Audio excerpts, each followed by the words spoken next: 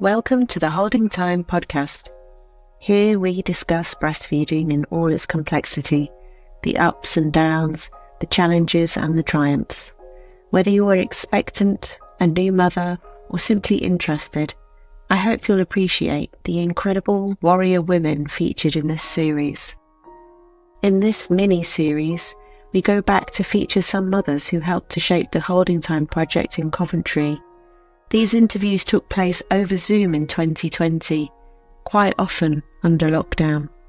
It was the best of times, it was the worst of times.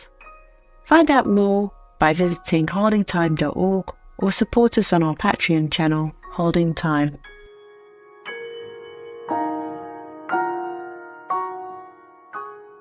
The first question is to do with how you found your first time breastfeeding. Like, how was it for you in the beginning? It was quite alienating, to be honest, because as soon as the baby was born, the midwife asked, do you want to give the first feed?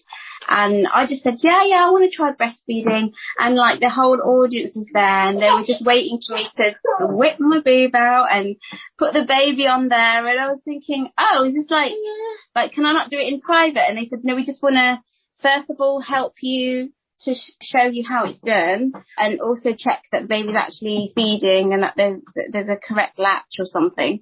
So I said, okay, fair enough. And then I breastfed in front of, I think it was 3 midwives at the time, and didn't get the latch on. I didn't realise it was a hard thing to get the latch, and she wasn't particularly interested in feeding. We found out later. So they monitored us for 24 hours and they wouldn't discharge us until they know that she's had a good feed. But she just wasn't feeding very well. And it turned out it was because she had quite bad jaundice. Her birth story and his birth story is that they had acute jaundice and they were hospitalised for about 8 days for both of them. And that's why she wasn't feeding. I think latching was a factor, but they weren't feeding as well. They weren't interested. So that was really stressful. So we just did bottle feeding for the first few days, I think. And then I was just determined. I thought, what's wrong with me? I want to get this milk going. There was expressing as well at the same time. Tried to get my milk supply up, but it wasn't as high as some women's I've noticed now. But I was just so determined. I really wanted to breastfeed. And that was that. So did you express using the pumps at the hospital? Were you? Yeah. The Medela machines, they were amazing. They have loads of pumps freely available. I thought I'd have to wait in a queue, but I'd never had that problem. Even though when she was born, it was the busiest day of the year. It was the 26th of September. And when he was born, it was pretty busy as well. We've never had a problem with having to share the pumps. They also have like breast pumping rooms. So if you're in neonatal ward, if you're in the labour ward, or if you just want to pump by your bed, they're really accommodating. If you don't have your stuff, they provide all of they gave a lot of things that were different for him and for her. So back then they would give like sterilising liquid between your pumps. You would clean it yourself. But with him, they give a sterilising bag and you've got to clean it in the microwave. So it just depends on what the standards are at the time. But they were very supportive.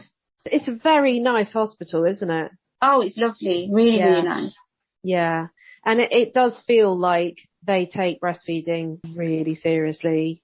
Sometimes it can be hard for midwives to get it right because they don't want to pressure women to breastfeed. And women do report mixed experiences across the country. But I think UHCW seem to have given really good support to. In terms of the support that you had for breastfeeding, was there anyone else that you feel kind of helped you on the early days of your breastfeeding journey? Definitely my mum, because at the beginning, especially when I was in hospital, I would have just whatever they'd give. So food, in terms of food intake, she was very much, you've got to eat constantly to get your milk supply up. And I didn't truly appreciate it until afterwards, how much you need to eat. If she was with me in the hospital, she'd say to me, have you eaten? I'm like, I've just eaten. And she'd be like, when did you eat? A couple of hours ago. You need to eat. If you want to get your milk supply, you've got to eat. And I'm like, yeah, I did. I've eaten more than I normally do. So I'd have my breakfast, lunch and dinner. at the hospital, and they give very small portions, like tiny. And I'd have some snacks in between, tea and coffee, biscuits. But when my mum started to send food to the hospital for me to have, because I used to get so hungry, she'd give me supplementary meals. I noticed that my milk supply just went up straight away. So she said, after you feed, you need to have I think it was like a glass of milk or a cup of tea or something, or a glass of water. And make sure you have that and have like a flapjack or something with it. It really does take a team. There's only so much that the midwives can do. You actually do need those people at home as well. There was another person who helped as well. Well, my sister, she helped. When my husband wasn't available, she helped a lot. She was quite grossed out, actually, but even then, she never discouraged me. We would go through the whole journey together. She would laugh, cry, get grossed out, obviously, because then you have shooting breast milk and rock hard boobs. And yeah, she also helped. And also the breastfeeding team, they helped when I was absolutely I was so sad about my milk supply. Liana wasn't happy when we got home. I could tell she wasn't full. So the infant breastfeeding team, we went to visit them at the Gosford place. They were really, really helpful. They just tried to encourage me to carry on and just that this is very natural, very normal. And I also had support from my GP because I had psoriasis breaking out in that area. So it was quite like medically, I think it probably would have been better if I weaned her off completely to bottle feeding. But I just carried on. So the doctors were also aware of it. So it was a very big team of us through my journey. And did you also come into contact with MAMTA at Fosa Women Training Centre, or did you not use that group? I don't remember. It's such a blur. Possibly. It was the breastfeeding team for sure that I got in contact with quite a few times. It was like they were like a purple team. And I think they were across the whole Coventry. Yeah, they're all kind of part of the Family and Children's Service, which is called SPIFT. And they support, breastfeeding in these different projects. Like there's the infant feeding team, MAMTA, there's a number of things they do. Wow. So were you breastfed? Like your mum sounds like she's an experienced breastfeeder. I was breastfed, but my siblings weren't. She did say it was very difficult for her as well. So I think I've just got the same as her. But you see some mothers who really take to it. It's like very easy. But it was never the case for me or my mum. Right. She said it just depends on the child as well. So like my brother and my sister. On their palate and... Yeah. And their demand and how you take to it at the time. When she had the others, she also had complications. She had so many health conditions that I don't think she really wanted to breastfeed after all of that. So was your mum, was she under pressure to breastfeed? Was it like expected of her to breastfeed or? No. Not really? No, she wasn't really under any pressure to breastfeed. I think it came naturally to her. But then once she did that, she realised it's not you don't just have to breastfeed, you can bottle feed as well. When the time came for her to decide for the next few kids, she just thought, just go with the easier option. Yeah. I mean, that is just the case, isn't it? That if you have a really rough time and you've got a lot of other health conditions, it's just sometimes too difficult. And it's really important women feel okay about that choice if that is their choice, That's it. For their mental health. Yeah, mental health, absolutely. Yeah. I think a lot of the promotion of breastfeeding is really aimed at mothers, and that can also come from your family. If you come from a cultural background, which is a breastfeeding culture, then it can be that you can feel pressure from not just doctors, but also, midwives, but also health visitors, family, family members. So it's good that she felt okay about her own choices, but still wanted to support you. Yeah. There's generosity in that, isn't there? Yeah. She also encouraged me because at the beginning, both of our gut instincts was that she wasn't getting enough feed. She was so hungry. She had this cry of like a starving baby, So she did actually encourage me. She said, just carry on what you did at the hospital. I know you're breastfeeding, but still give her a top up. And she did encourage me to mix feed, carry on mix feeding. And that really worked well until I felt that she was getting enough from me. Yeah, and I think it's good for women to hear that it's all right to just give babies formula if it's not working out. Just express and give yourself a bit of time to recover from the birth and then give it another go. Like, I think there's this all or nothing thing that women feel like if the baby doesn't latch right away and it doesn't go perfectly or it hurts, that's it, you know, it's done. Like, they don't often realise they can just go back to it. Like, the milk's there, basically. Your hormones are producing it. So. You don't hear of that. No, you're right. I feel like, in a way, the NHS is a bit puritanical about breastfeeding, and that actually puts people off, you know? I think so. You're right, actually, because when you try to get discharged, you have to make that decision quite quickly. They'll say, right, how do you want to feed the baby? How do you plan to feed the baby at home?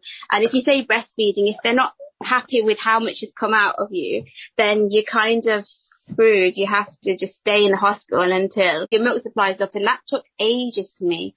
So yeah, you're right, definitely. Were you in the hospital quite a few days after giving birth then because of the jaundice? Yeah, so with Liana 10 days and with Yusuf 8 days. Wow, that is quite a stay, isn't it? Yeah, for us was definitely a long stay.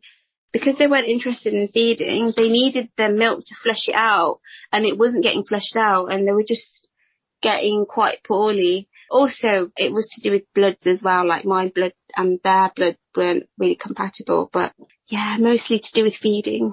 But on the other hand, then you got access to those great pumps, and that probably really helped. You know, and they taught me a lot. The midwives and the nurses, they helped so much in ways that I wouldn't have learned at home. That is just so interesting to hear, because you're actually the only woman I've spoken to that's been in hospital for that amount of time, except for a mother who had a, you know, very, very tiny baby. And that's a completely different situation, you know, because the child's life's at risk and so on. Right.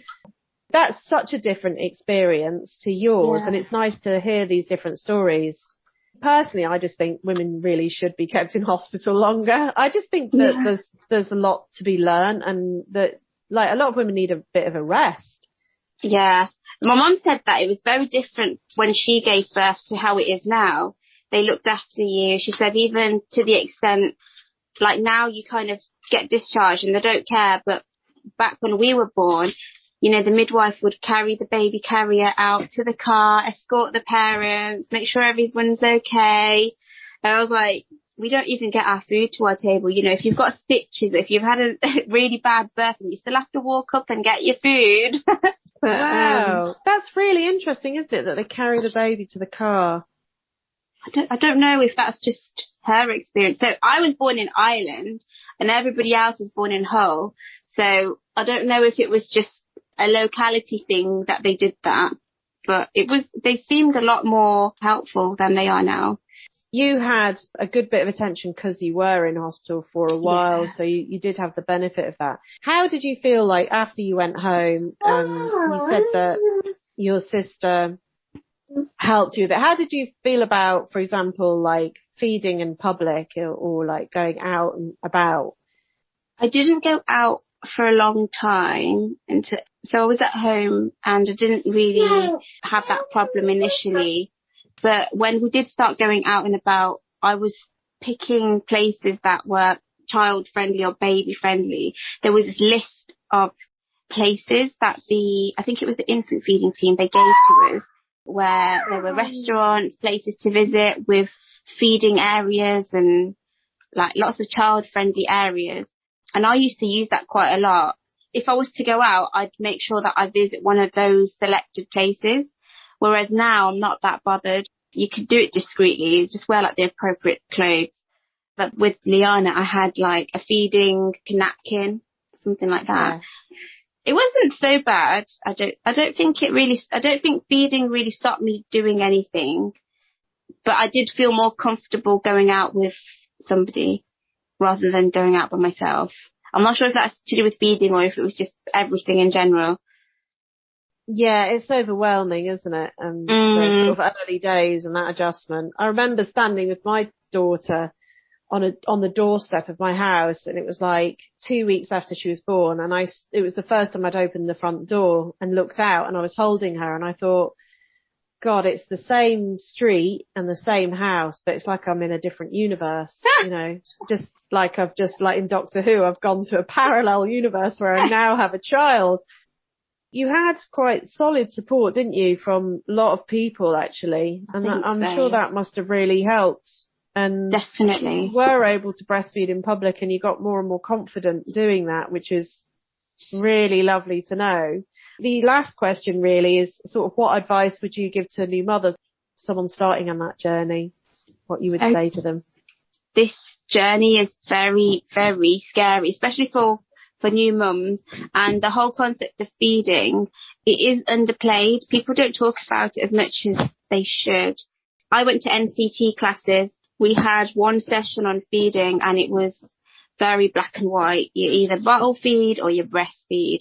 They don't talk about all the colourful bits around expressing, around mixed feeding. They don't talk about all that. So my advice would be for new mums to just see how you go. Try both, if you wanted to, or try your preferred one. If it doesn't work out, don't get too stressed, because what do they say? Happy mummy is a happy baby. So even if you wanted to breastfeed and it didn't work out and you're getting stressed about it, it doesn't mean that your baby is going to be happier. They might be even happier with a bottle, So definitely don't get too stressed out. Try to make sure that your child is happy with either method. And if your milk supply doesn't come, then it doesn't mean that it's completely not going to come. Just kind of take time. I think for me, it took 3 months for it to properly come through. Just persevere. That is really good advice, because it is a 3-month process. It takes 12 weeks for lactation to be established, they say. Yeah. You see mums at the hospital, and we're all comparing our bottles that we've expressed, and they're like, oh, look at mine. Yeah, but it's typical to only be able to express like 5 ml in the first few days, That's true. And also some women, like, what the bottle has isn't really an accurate measure, because the baby might be able to, they're much more efficient at feeding. That's right.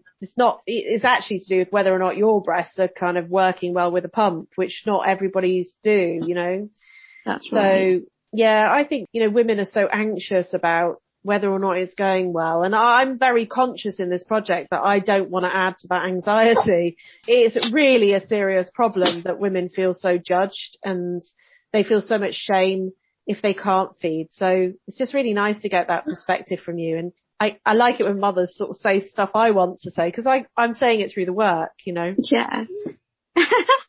So that you're my, you're my mouthpiece. I'm your voice. Yeah, well, because it's authentic coming from you, isn't it? From me, it's opinion.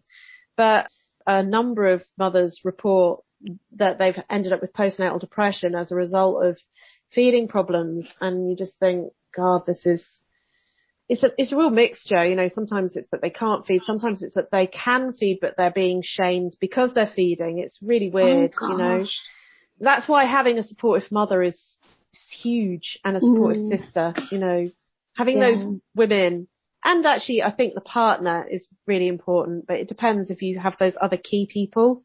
But definitely those women that have that mother in the background, they have an easier time.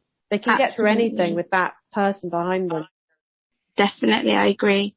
My husband, he was supportive of both. He was very much in the background. He didn't really have an influence on anything. So I really needed those strong, supportive people to keep me going. And I did have depression at the start. I did think, what's wrong with me? Why can't I feed my child? My child is clearly hungry. It was a really big decision to go back to mixed feeding, because when we left the hospital, I think it felt like I told the midwife, I'm going to breastfeed, and it was like I was bound to it, by word, but actually it's nothing like that. You just do what you need to do.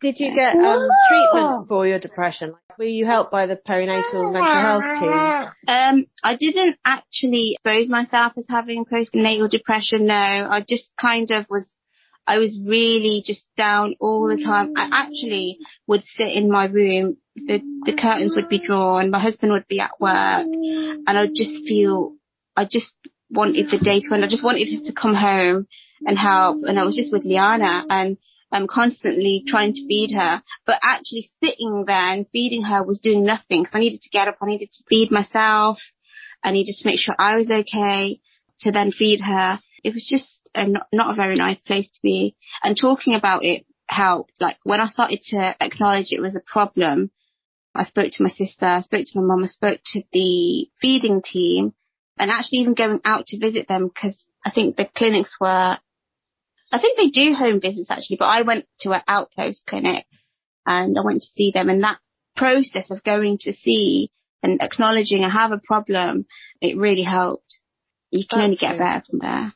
Yeah, and you managed to get better on your own without a perinatal mental health nurse. Yeah, it was just talking about it and having people know, like, it was more because I spent a lot of time with my family, having them know. My mum, she spoke to my husband, and them two, between them, decided it wasn't good for my mental health to stay at home. So after I think 2 weeks at home, so the first month I was at home, then I moved to my mum's house for 4 weeks, and she looked after me. So second month, yeah, she looked after me. If she didn't do that, honestly, I don't think I would have carried on breastfeeding. She showed me what I was supposed to do. She showed me what I was meant to eat and how I meant to look after myself and how to put Liana to sleep, just everything in general. But it really helped with my feeding. That's so amazing. Your mum's such a star. She is. Isn't she?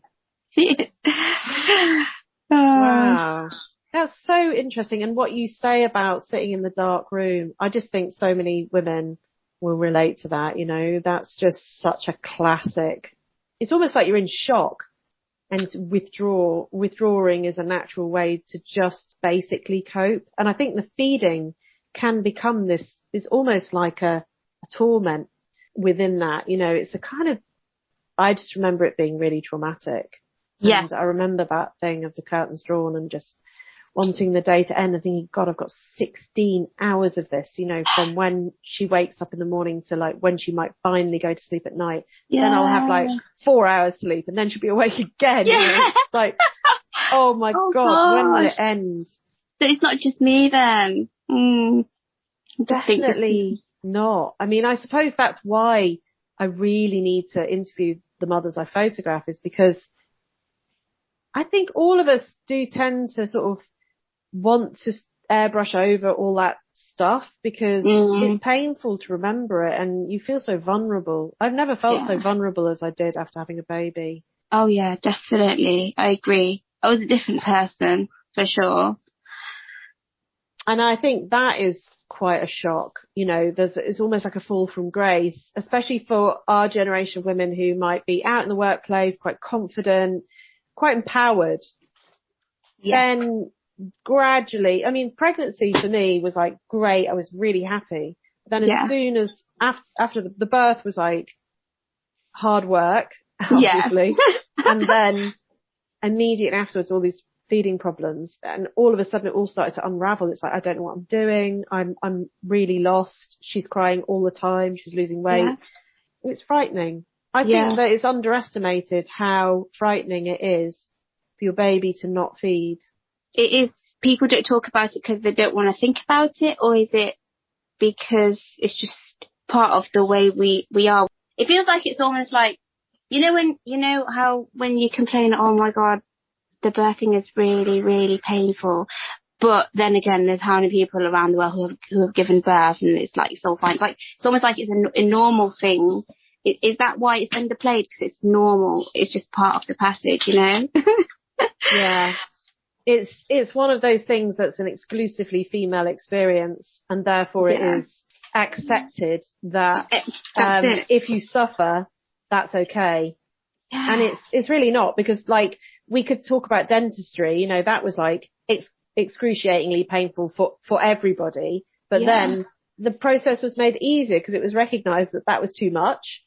But when it comes to exclusively female experiences, whether it's infertility problems or menstruation or birth, miscarriage, stillbirth, I appreciate some of those things obviously massively affect partners as well, but Yeah. the actual experience of feeding is only experienced by women. Yeah. And I really do think that's why it is invisible. It's not part of, when you say so many women give birth every day, you think, well, yeah, so why aren't we talking about it every day? Because actually there's lots of things that happen to everyone every day that are just talked about all the time. But when it comes to birth, it's very hidden. That's right. And then what we do have instead is a marketing machine that sells us an idea of motherhood as this deeply fulfilling and wonderful experience. And, you know, to some degree we do buy into it, but there isn't much to counter that. And perhaps we also don't want to hear it, or some of it is hidden from us because there's a concern about putting women off having babies and putting women off birth and putting women off feeding, especially. I think so. They keep it quiet. Thanks for listening, and thanks to everyone involved, our funders, the infant feeding team and University Hospital Coventry and Warwick for their support, along with all the amazing mothers and partners who helped to make this project happen. You can learn more about the project by visiting holdingtime.org and support us on our Patreon channel. There's a link in the description. Thanks for listening, and be sure to like, follow or subscribe so you don't miss any of our content.